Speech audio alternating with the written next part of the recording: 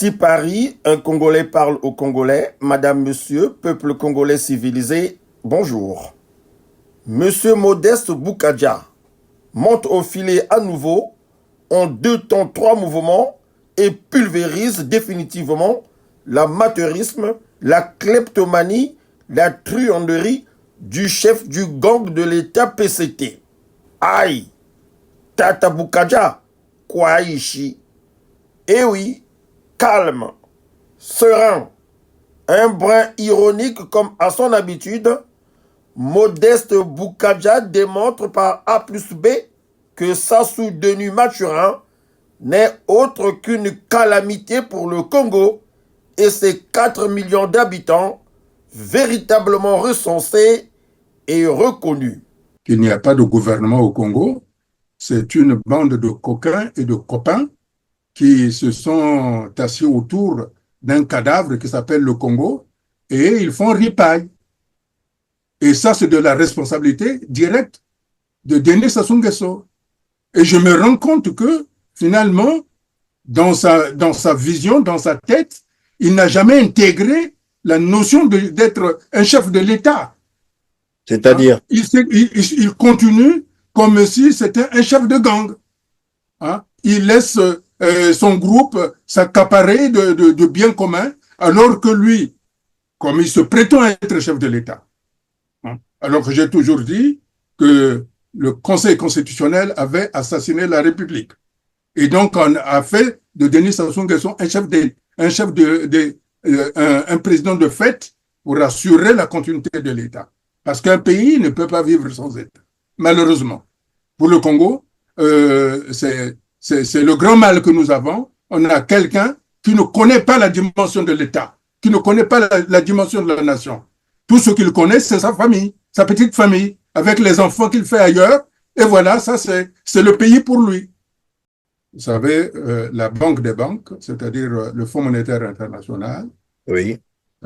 A émis, comme je l'ai déjà dit, d'énormes réserves sur le reconditionnement de la dette du Congo.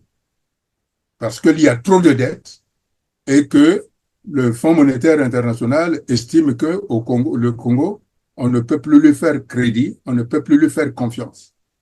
Il est plus solvable, c'est ça. Le Fonds monétaire international, il le dit.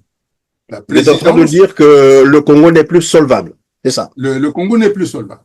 Et pour la simple raison, lorsque on aide, ou tout au moins lorsqu'on prête au Congo des sommes insignifiantes, mais qui sont pour les dirigeants de l'État PCT énormes, qui sont de l'ordre de 450 millions de dollars, je crois, ce sont les tranches, ils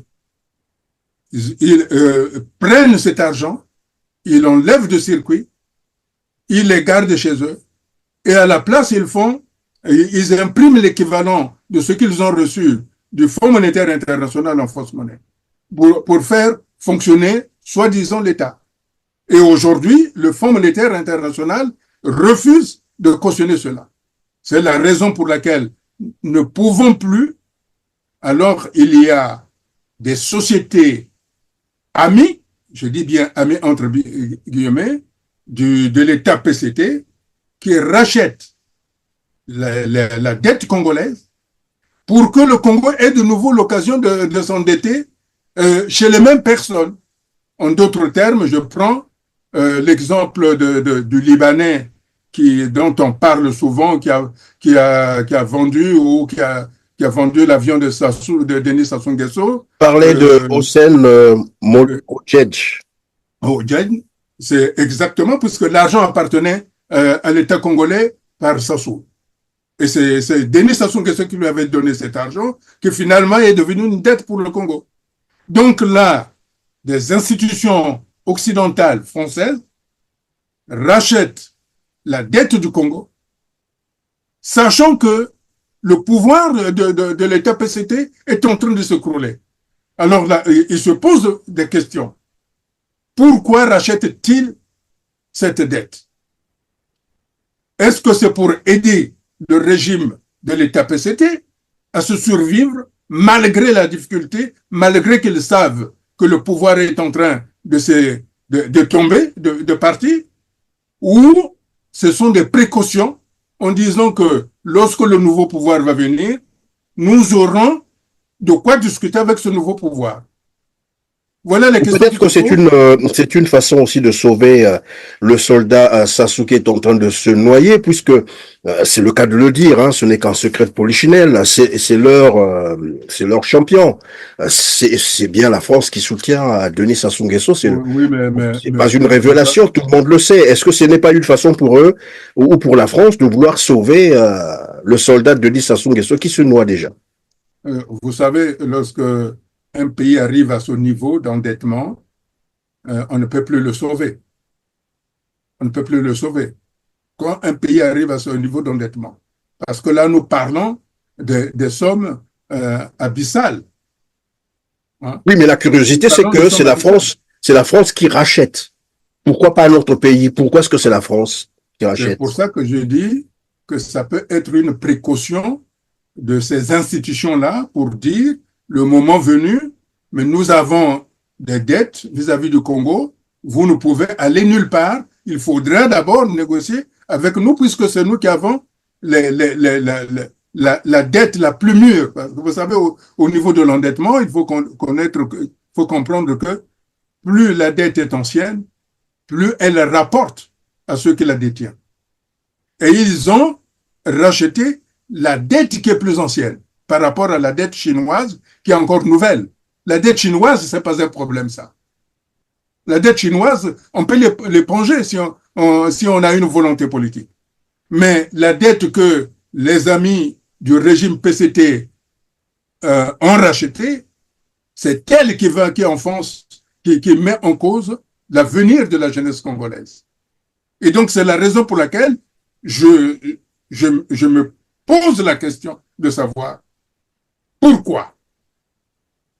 Pourquoi? C'est ça la grande question que les Congolais doivent se poser, parce que même si le régime de Denis Sassou Nguesso qui est en train de vaciller tombe, ils vont avoir un gros marteau sur la tête. Mais ce n'est pas parce qu'ils vont avoir un marteau sur la tête qu'il ne faut pas faire partie du régime de Sassou Nguesso. Bien au contraire. Bien au contraire, aujourd'hui, plus que jamais, tous les Congolais doivent savoir que le problème que nous avons au Congo, ce n'est pas le gouvernement, c'est Denis Sassou lui-même. C'est Denis Sassou qui est la cause aujourd'hui de l'état du Congo. Si tant est qu'il avait la notion de chef de l'État, il aurait pu trouver des palliatifs. Mais, comme il ne voit pas le Congo, tout ce qui l'intéresse, lui, c'est son État qu'il a créé. Parce qu'il faut que nous soyons conscients de ça. Denis Sassou Nguesso a créé un autre État au Congo qui se regroupe dans le PCA d'Oyo. Ça, c'est une réalité, puisque la Banque centrale du Congo se trouve là-bas, puisqu'il y a toutes les installations, il reçoit les chefs d'État là-bas, il reçoit tous les ministres des Affaires étrangères là-bas. Ça veut dire que c'est l'État que j'appelle l'État PCT d'Oyo est une réalité qui fonctionne exactement comme le Lesotho qui est enclavé dans l'Afrique du Sud. C'est pour ça qu'il ne tient pas compte. C'est pour ça qu'il ne tient pas compte. Pardon. Tout à l'heure, vous avez dit, lorsque la Banque mondiale, disons, le Fonds monétaire international, accorde quelques crédits au Congo, généralement cet argent est détourné et ça termine dans les poches des dignitaires du régime Sassou Nguesso. Et quand c'est comme ça, ils produisent, c'est ce que vous avez dit tout à l'heure, ils produisent des faux billets, de la fausse monnaie, c'est ce que vous avez dit, équivalente, bien entendu, au montant que le FMI leur aurait accordé. Est-ce que vous êtes en train de dire que finalement, à Oyo, il y a des planches à billets, c'est ça? Vous savez, les planches à billets, ça peut se trouver partout. Mais ce que je peux vous dire avec certitude, c'est que l'argent qui provient de la Banque mondiale, de Fonds monétaire international, les tranches que l'on donne, ils sont retirés. C'est ce qui garnit dans les palais, dans les paradis fiscaux. C'est cet argent-là que la BAC, la Banque de l'Afrique, des États de l'Afrique centrale, avait demandé au Congo de faire revenir cet argent. Et donc, en cours de route, pour qu'il n'y ait pas un vide, ils reproduisent l'équivalent en fausse monnaie. C'est pour ça que je dis aujourd'hui que la France a mis en danger le Congo en acceptant cela. Donc, vous êtes en train de dire que c'est avec cet argent qu'on paye les fonctionnaires, c'est ça?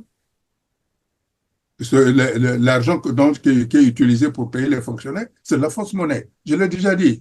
Hein? Et je pense que vous-même, vous avez dit qu'il y a une dame qui vient dans un hélicoptère oui. qui paye avec... Paye les ministres à la main, voilà, les députés, les sénateurs, ils sont payés à la main. Ça passe jamais par les banques. Et puis, bon, voilà, en fait, ces gens-là ne payent même pas les taxes, c'est ce que ça veut dire. Ils sont payés à la main. Vous pensez que de la vraie monnaie, vous pouvez les passer de main à la main? C'est curieux d'ailleurs, très curieux. On peut dire. Oui, oui. Et ce qui est encore pire, c'est les sénateurs, ils le savent. Sénateurs, députés, ministres, je pense, tous ceux qui ont des gros salaires. Vous pensez ce que ça peut faire si vous touchez 50 millions et le plus fort billet au Congo, c'est 10 000 francs. Combien on vous apporte des liasses comme ça, vous acceptez? Puis ça vient dans les sacs, on appelle ça souvent des nguiris. Et c'est pour ça que je dis que de la responsabilité de la France avec cette monnaie-là. Ça veut dire que le franc CFA congolais n'a plus de légitimité, n'a plus de légitimité d'être. Parce qu'on ne sait plus quelle est la vraie monnaie et la fausse monnaie du franc CFA. Écoutez, quand les Congolais qui quittent l'étranger, l'Europe, quand ils rentrent au Congo pour passer de bonnes vacances, quand ils échangent les euros, ils les échangent jamais en banque. Ils vont les changer chez les Ouest africains. Mais on ne leur donne jamais l'équivalent de 65 000, puisque je pense que c'est 100 euros, c'est 65 000. On leur donne 90 000. Vous avez déjà vu un taux d'échange? Au lieu de vous donner le cours normal, on vous augmente. Ça veut dire que c'est la fausse monnaie. C'est de la loto. Les Congolais qui vont passer des vacances, ils sont heureux, ils ont beaucoup de monnaie, mais ils ne savent pas qu'ils deviennent des receleurs. Ils deviennent des receleurs. Donc, tous ceux qui utilisent cette monnaie-là, ce sont des receleurs. C'est-à-dire que ce soit les députés, que ce soit les ministres, que ce soit les généraux, les officiers, ce sont tous des receleurs. Donc, le Congo, c'est devenu un pays de receleurs. Et quelle institution qui peut faire un pays confiance à un pays où tout le monde est receleur? Pauvre Congo, quelle est cette super puissance qui a pensé mettre ce diable de Sassou sur ton chemin au point de te désosser ainsi? Tchadji, Mbokaye Koufi Kakaboye. À très bientôt.